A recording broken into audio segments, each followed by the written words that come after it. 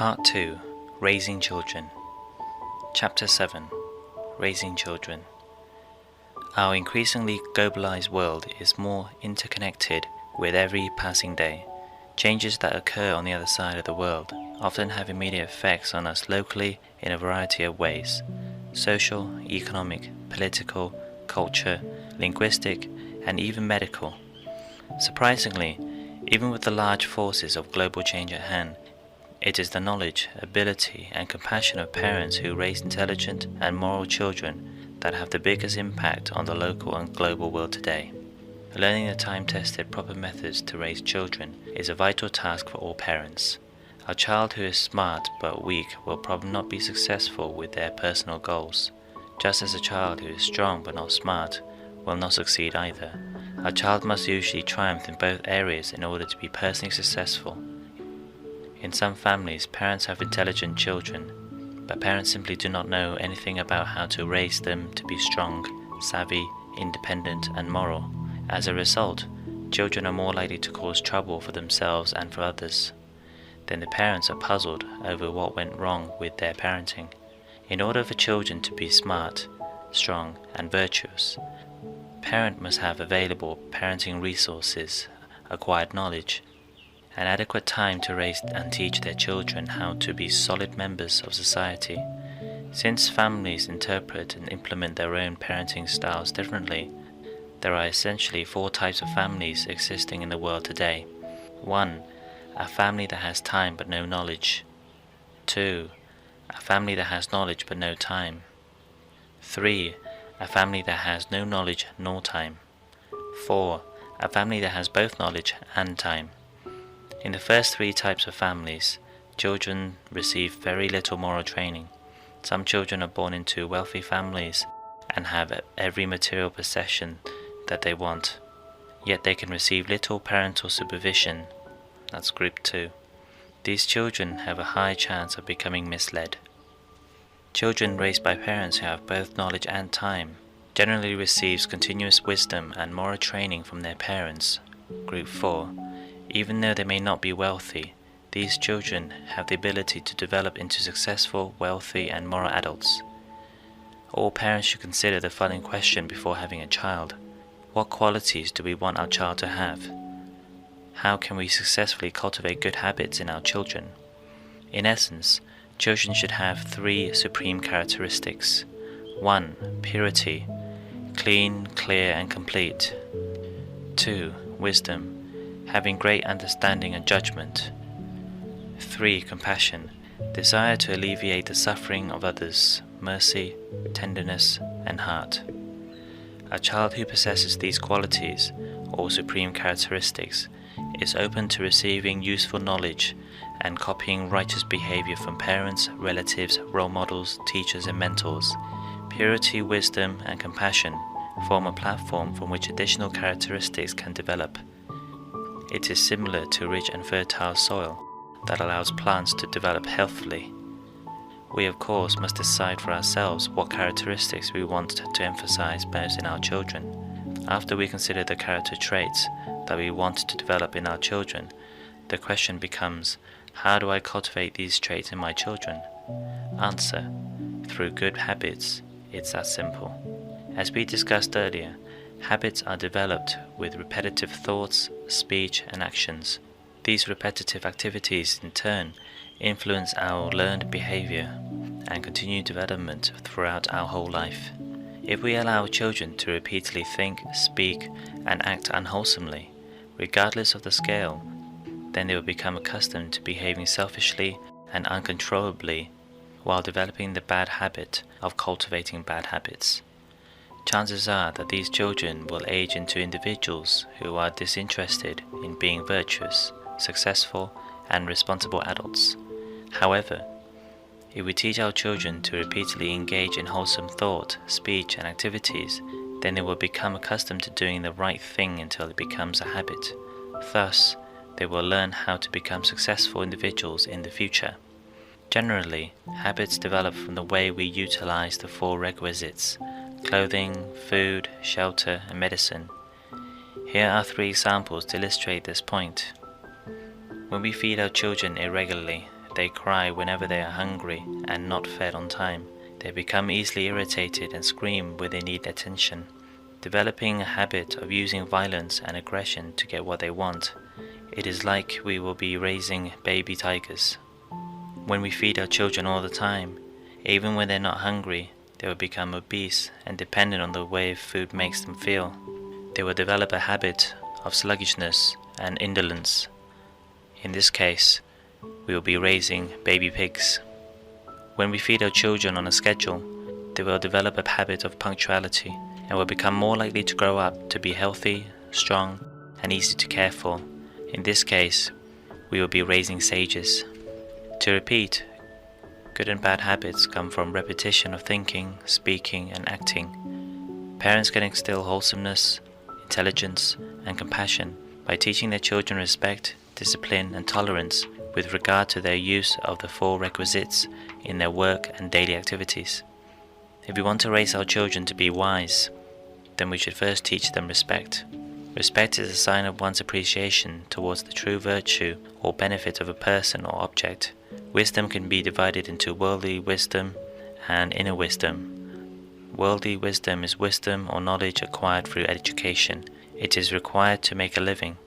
However, without morality to curb knowledge, children can misuse it. Worldly wisdom, however, must work together with inner wisdom. Inner wisdom or spiritual wisdom is knowing what is right or wrong, good or bad, appropriate or inappropriate. Children gain this knowledge from moral and ethical education. In practice, parents must teach their children to respect and listen to their mental teachings, to learn from their own life experiences, and to study the truth about the ever-changing world and the people in it. In total, inner wisdom is born in the respect of 7 sources. 1. Respect for the wise, enlightened beings. 2. Respect for Dhamma, truth, nature. 3. Respect for those who seek truth. 4. Respect for education. 5. Respect for meditation. 6. Respect for non-recklessness. 7. Respect for hospitality. The more we teach our children to see the virtues of these 7 sources, the more respect they will have for them and the more inner wisdom our children will gain. They will be fortunate indeed if we pass down this wisdom before they themselves get married and raise their own children. Balanced, rational, and level-headed young people have parents who have taught them to have discipline in both their outer and inner lives. Discipline is taught in conjunction with their use of the 4 requisites, work and daily routine. We set examples through our own behavior. There are 4 areas in which we can set beneficial examples of our children. 1. Speech. We can teach our children to cultivate excellent speech by speaking politely, truthfully, and with good intentions ourselves. Lead by example. Speak with general acquaintances, just as we would our friends, relatives, and partners, with respect and patience. Also, we should point out the negative consequences of lying. 2. Time. Teaching our child to be disciplined with time is to teach them to wake up, eat, and sleep on time. Getting up early in the morning is an important habit to be aware of and will serve our child well both in school and at work. Going to sleep early in the evening is important because if they go to sleep late, they will not want to get up early. When we wake them up, they will bargain for more sleep, starting their day with an argument. And who wants that? Cleanliness.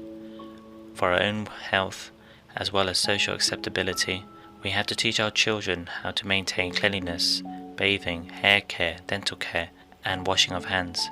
It should all be done with the utmost care and consideration for the sake of the children, i.e., I want to look nice, as well as others, i.e., they look and smell clean. 4. Organization. Children who lack organizational skills tend to have conflicts when they work with others. They will not be able to follow outlined procedures or prepare and complete their work efficiently, resulting in increased difficulty in achieving success. Initially, it may seem that it is enough for children to be wholesome and smart, but the truth is that it is not. We must first teach them how to take care of themselves. Second, we must teach them how and why to care for others, to achieve the goal of being a compassionate person. Children need to build endurance, kante, We can teach our children to have endurance on 4 levels. Physical hardship. Children need to learn how to work hard without being afraid of physical or mental hardship. 2. Pain and suffering. Children should be aware of the need to care for their own health, though they should never be deceptive nor pretend to be sick in order to get out of going to school. 3. Conflict. Children should learn how to be a team player without feeling superior or inferior to other peers, though they should not consider themselves equals to adults. It is beneficial to understand and appreciate their social role when interacting with others. 4. Stimulants of kilesa, impurities. Our child should be wise enough not to become involved with others who promote alcohol, drugs, sexual misconduct, misuse of money, etc. These stimulants and misdeeds only cause problems. All children really want to be good. You can see it in their face whenever they hear praise from an adult whom they respect.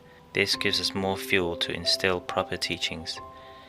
Therefore, we must be aware that it is our job, our responsibility to take our children into the best social, educational and physical environments possible.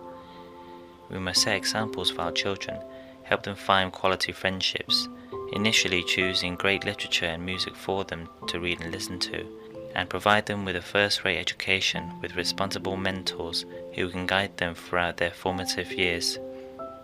Consciously and unconsciously, children will always use their parents as their prime example in life. This said, we'll always need to examine and re-examine our own habits in regard to work, time management, and approach to using the 4 requisites. We will need to ask ourselves if we have the ability to maintain quality, always delivering our best, ability to manage our time, seeing all the steps ahead and following through on them, and stability to manage a budget, planning ahead to yield the highest return. Our children will absorb our best and worst character traits, so be sure that we consistently provide them with the best. They will learn our skills with managing quality, time and financial budgets, seeing and eventually participating in good habits for their parents. The children will effectively complete any assigned project using minimal time and resources, a great asset in any environment. This is how virtue translates into intelligence. It is through the example set by people around them, and that means us. To summarize, we must pass on the proper knowledge, ability and compassion to our children until they develop the intelligence, compassion that will guide them to personal success. Therefore, we must always be aware of new information that will assist us in their upbringing, so that they will understand modern society and the challenges that they will have to face ahead. Additionally, we actively teach them what is moral and ethical in their dealings with friends, relatives, and teachers, mentors. If we can do these things, then our children will be aware of the purities and impurities of their own thoughts, speech, and actions. Awareness spawns correction. After all, when we teach our children how to grow up to be wise and normal, we feel good about contributing to their long-term well-being.